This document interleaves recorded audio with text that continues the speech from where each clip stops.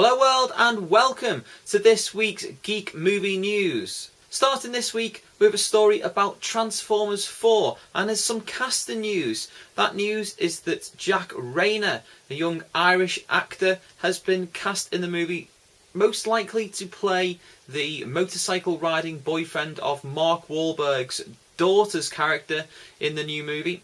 And Michael Bay has also been talking about the movie himself, coming out to say that yes, this is definitely a follow-on from the last movie. It's not a reboot of the franchise. That this movie takes place 4 years after the battle in Chicago that we saw at the end of the last movie, and that there will be a lot of wrapping up of the previous characters, and it will make a lot more sense of why there is a whole new set of characters. He even went as far as saying that this is going to be the start of a whole new trilogy. So, if it's successful, expect Transformers 5 and 6 in the near future. According to The Hollywood Reporter, The Muppets 2, now named The Muppets Again, is going to have, first of all, Ricky Gervais, but also his invention of lying co-star Tina Fey as two of the main human characters. Now, I think this is fantastic. Both of them obviously have worked together before. Both are brilliant comic actors, and it's just what we need for the Muppets franchise if we're not going to have Jason Segel back. Great news for Star Wars fans, and that is that ABC is in very early talks with Disney about finally bringing the Star Wars franchise to a live-action TV show. Now, this has been rumoured for quite some time, and I've spoken about it before. Basically, it was shelved because it would cost so much money. It was believed that it would cost $5 million an episode, and a few years ago they decided they would shelve it because, it was unrealistic. But with the success of shows like Game of Thrones, which costs a similar amount per episode, it looks like we may finally get a Star Wars TV show. And for those of you who don't know, this TV show is probably going to be set between Revenge of the Sith and A New Hope. It's going to look at the actual rise of the Empire. It's rumoured to be called Star Wars Underworld, which hopefully means we're going to get to see a lot of the shady characters, maybe even the young Boba Fett growing up as a bounty hunter in this new universe ruled by the Galactic Empire. It's a very exciting prospect. It's very, very early talks, but hopefully something's going to happen about this very soon.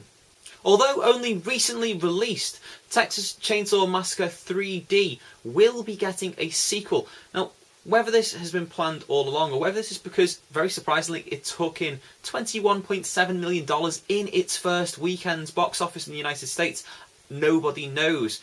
But it has been announced that the sequel will be coming out in the future and that the actual filming schedule starts in Louisiana later this year. At the moment, no names who have been in the first movie have been announced for this movie, but we'll just have to wait and see what happens with this project. Quite a bit of Marvel news now, starting with S.H.I.E.L.D. Now, for those of you who don't know, the S.H.I.E.L.D. TV series coming from Joss Whedon is going to follow the agents of S.H.I.E.L.D. in the Marvel Universe. And ABC have actually rushed production of a pilot and have already asked Joss Whedon to start working on episodes for the series, although it hasn't been confirmed as being picked up as a series at all as of yet. Great news as far as I'm concerned. They've actually come out and said that this won't be a prequel to the Avengers movie. In fact, it will be canonically running at the same time as the current Marvel movies that will be released in the next few years, and that while you will see, obviously, some familiar faces pop in and out, it will not all be about the Avengers. It is basically looking at S.H.I.E.L.D., how they run, the things that happen, and that's all that's been noted at the moment. Hopefully, we can see the introduction of things like AIM and a little bit more to do with the rebirth of Hydra in the modern era, and it can lead in to some fantastic plot lines. More Marvel TV news, and that is that AKA Jessica Jones, the TV series which is meant to be based on the comic series Alias, has been rejected by ABC, but that Marvel and Disney, the parent company who owns Marvel, are looking to place it elsewhere. Now, it's likely, because this is more of an adult-orientated show, that it will be placed on a cable network. There are no confirmed cable networks involved as of yet, but that is the likely place you will see this series being pushed to. I hope that it does go ahead, because I think that the characters involved in the series, in particular one of my favourite characters, Luke Cage, will be fantastic, and hopefully then we can interweave Cage into the Avengers for the next movie. With the upcoming release of Iron Man Rise of the Technovore coming to DVD, it seems like Marvel are pushing ahead with their animated projects. This has been confirmed by Jeff Loeb, who stated that there will be a Punisher, a Black Widow film, animated movie, coming out in the near future. Now, all he stated, this is one of 15 projects that have been worked on. It will be a direct-to-DVD release, and it will see other characters from the Marvel Universe, most likely Hawkeye, Nick Fury and War Machine, making cameos. I think this is fantastic. Punisher is a brilliant character that has been underutilised in the animated universe since the Spider-Man series of the 90s. And obviously Black Widow is a character that now more people have exposure to because of the Avengers. It could be a huge hit. 4 months after New Line Cinema said they were making it a priority, Y the Last Man now has a director. That director is Dan Trachtenberg. Now, he's most famous for doing commercials, in particular for Coke and Lexus, and he also did a very well received live action fan film of the video game Portal, one of my favourite games of all time.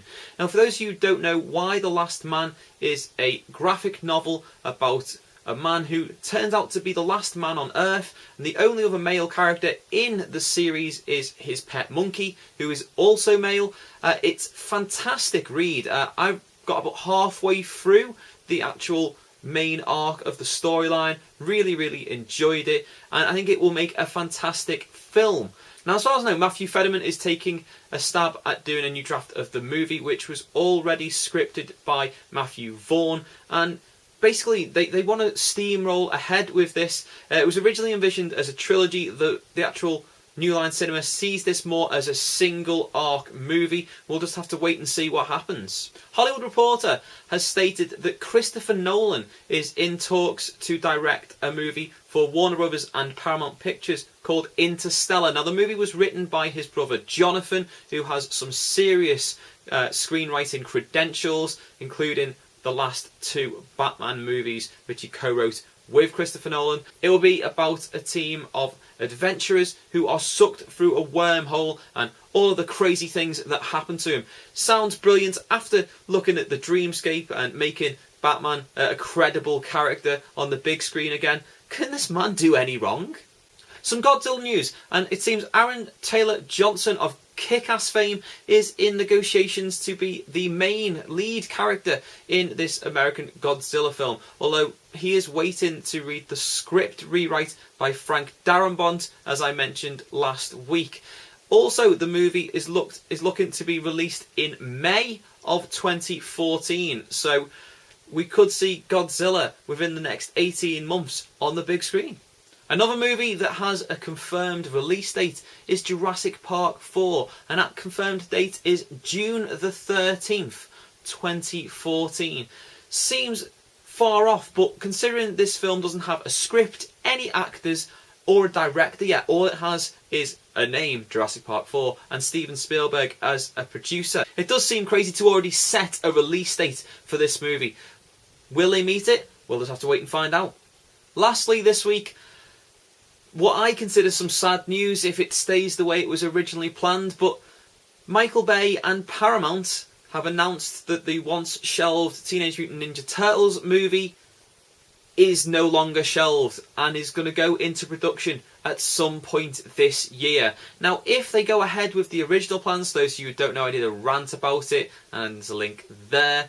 I don't think this will be a huge success. If they've scrapped some of these ideas, and as one of the co-writers of the original comic book has stated, do what was originally planned, it could be a fantastic reboot of the franchise. Only time will tell, but remember guys, this is Michael Bay, and we know what he does to beloved children franchises. Okay guys, as always, thanks for watching. Down there's the like button, click on that, let me know that you liked this. Also, down there is the description box with a link to my Facebook, my Twitter and my Tumblr.